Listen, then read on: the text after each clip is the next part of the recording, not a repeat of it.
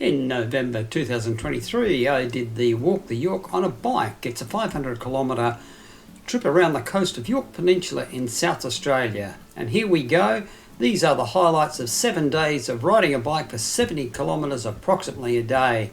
To start with, we leave Port Wakefield, go across the top of the Gulf. This track's not too bad. I wouldn't want to do it in the wet though, it could be very slippery. We come out the other side, travel a little bit onto the Blacktop, then into the Clinton Conservation Park. We're heading for Port Arthur.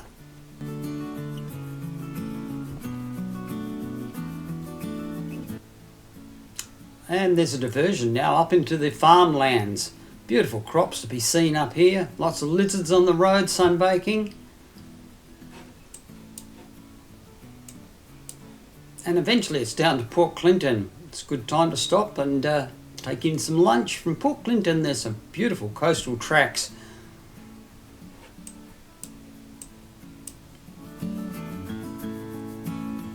We're heading down to Price. This is spectacular scenery and the track's really fast, well formed. A credit to those that have made this track.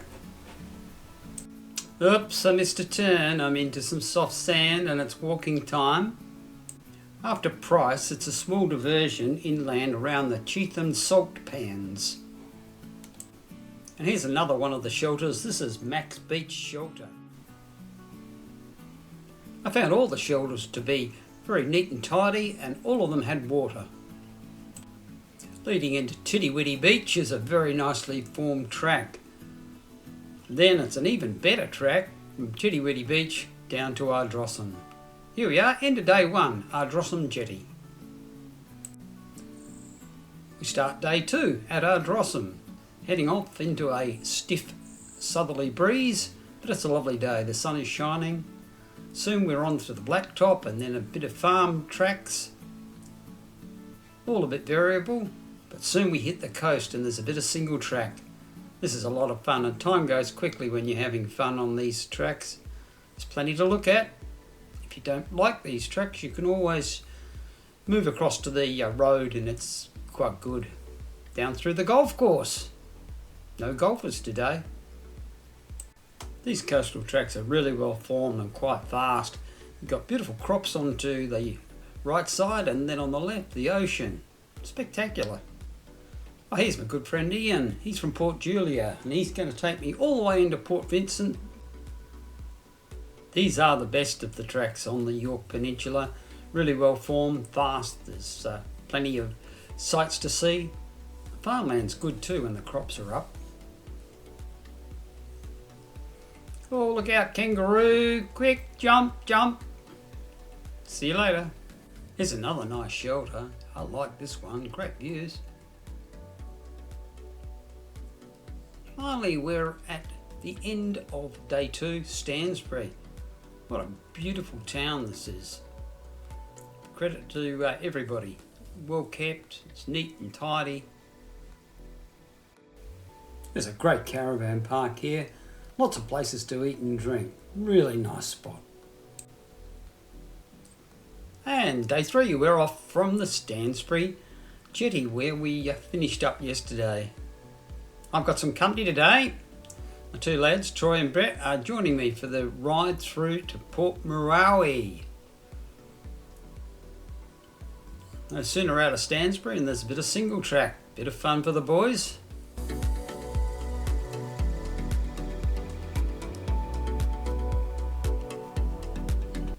There is a diversion. We have to go inland to go around a mining port. The track's well formed, it's off the road. A little bit of bitumen here and there. Then once around that, we're back into the coast. Check out the scenery.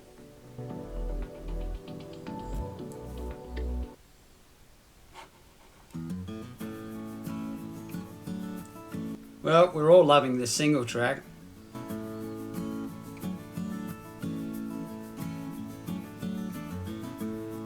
I'm into my 8th decade of riding a bike and I'm just not too old for this yet. Oh, watch out, doggy. We're coming around to Giles Point, another Walk the Yorke shelter there. and a picnic table with great views over the Salt Creek Bay. We're crossing over the Kubawi Aquatic Reserve here. Could spend a long time here. There's lots of birds, and apparently this is where a lot of fish breed. Now out of Edithburgh there's a fantastic mosaic trail, and granddaughter Clara's joined us for this leg. They're really worth seeing, the mosaics. Finally on towards Sultana Point. It's a pretty good little track, a little bit overgrown, but quite a firm base, so good speed was made. We've got the Wattle Point wind farm. Now heading towards Trowbridge Point Lighthouse. There's an aquatic reserve here as well, and apparently it's very good diving.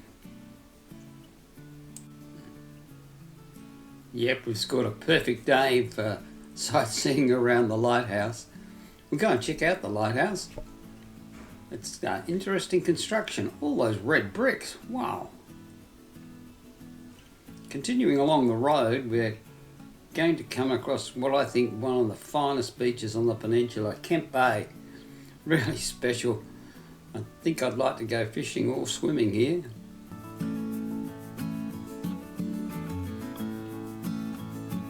We're going to be a bit ambitious and try and follow the coast around over these limestone cliffs, but it didn't work. We found it just far too rough. We're backtracking to go back onto the road.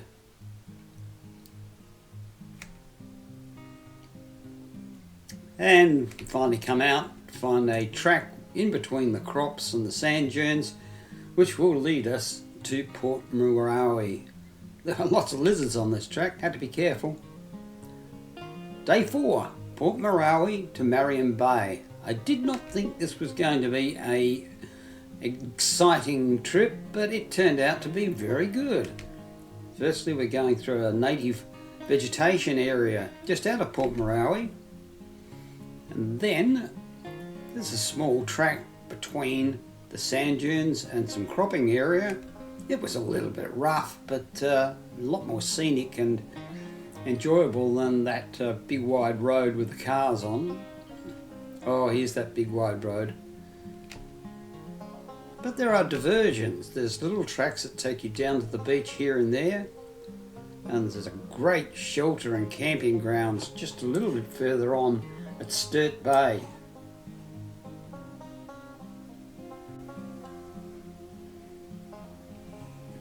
Cycling is easy today. The conditions are absolutely perfect, so I'm spending some time and checking out a few of the sites, being a bit of a tourist. Sturt Bay's got a little boat ramp, and I'm sure that you could have a swim here. Continuing along the big wide road, I think I'm going to go into Hillocks Point. Yes, can't avoid it. Look at the scenery here. Hillocks Point is a camping ground. It's privately owned with great facilities though.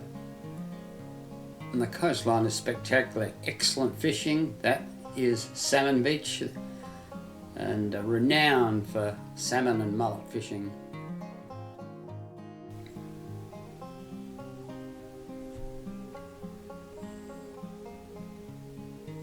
Day 4 ends at Marion Bay Jetty. It was a very enjoyable day, weather being perfect.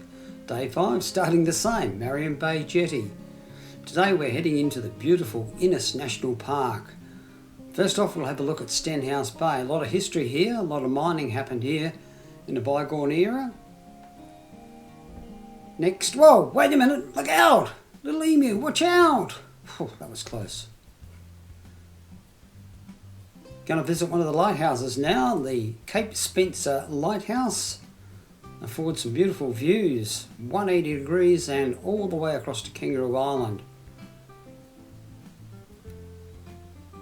Now we're visiting the Inniston ruins, the old settlement of Inniston, which was a mining town in its day. They've restored a lot of the buildings and you can get accommodation, but it's an interesting walk around.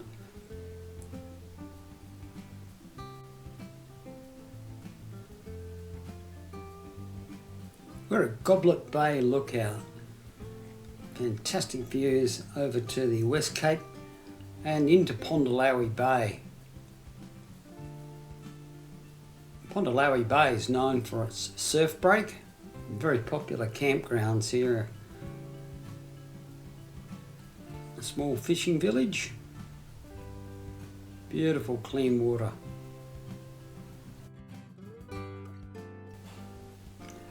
Found the perfect beach for a cooling off dip. This is Shell Beach. Afterwards we're heading further through to the park, past all the salt lakes, a group of hikers. Get on your kids. Then from Browns Beach, there's a track that runs all the way through to Jim Beach, 6 kilometres. Beautiful, natural track through the sand dunes, a variety of terrain. Really enjoyed this part. Honestly, I'd like the entire 500 kilometres to be like this. So enjoyable, shady. You can stop anywhere and just enjoy the natural bushland. Beautiful. Plenty of birds, wildlife, kangaroos.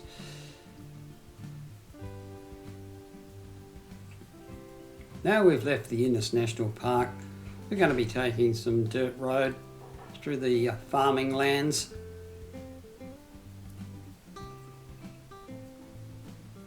Finally we're coming to Anne's Point. What a beach. Wow. This is another beautiful coastline. Hey Trev, let's have lunch. Good idea.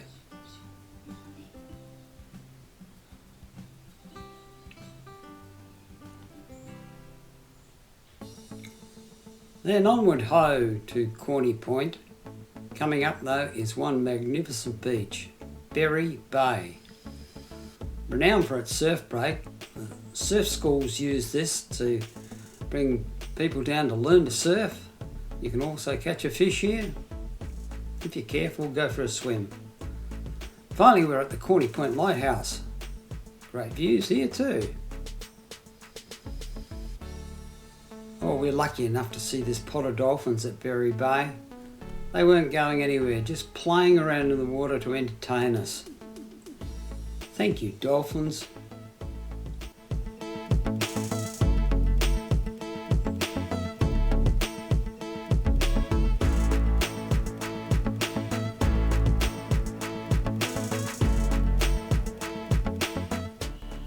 Well, day 5 was a pretty big day, so it's onward ho through Corny Point Township, and we're going to stay at the Corny Point Caravan Park.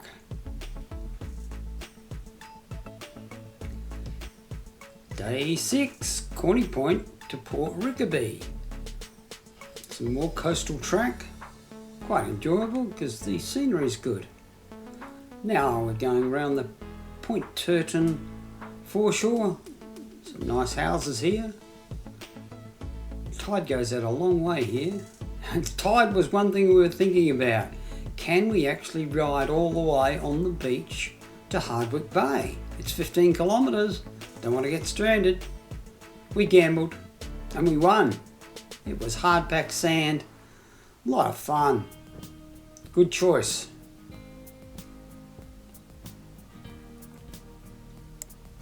Finally at Hardwick Bay, we're going up the ramp and we'll join the traditional walk the York track along the road. Oh, let's stop at the shelter first. After a small break, it's back between the sand dunes and the farmland. Watch out for the lizards. These are mostly firm tracks, some sandy bits to watch out for. Quite enjoyable, there's nothing to do but cycle and enjoy the scenery. Hello Mr. Farmer, hope it's a good crop.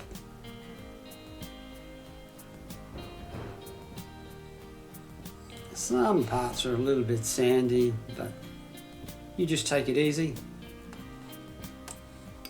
At Barker Rocks we thought we'd chance ourselves again on the beach. It's only a short 2 kilometre section but the tide was in our favour and we had a hard packed sand to ride along. Beautiful little stretch of beach.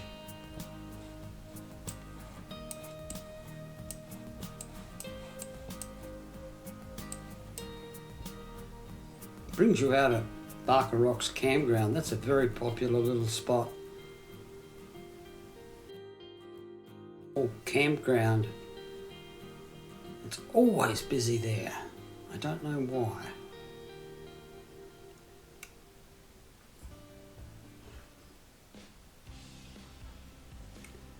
Today was 39 degrees and yeah, that takes a bit of the shine off of a good ride too.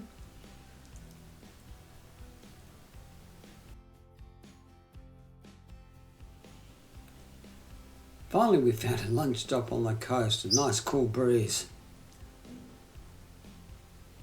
Now we've taken a diversion here. This is where the Walk the Yorke used to go, but they've rerouted it now through around farmland. This is the Cape Elizabeth Conservation Park, and we're just using maps to find our way through on the old track.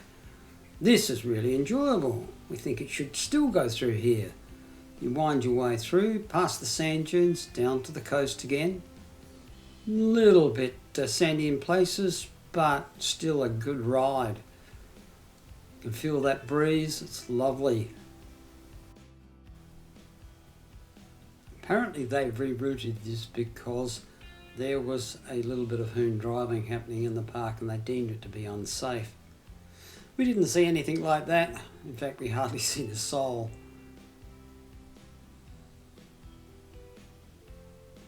Let's get down to the coast and have another break.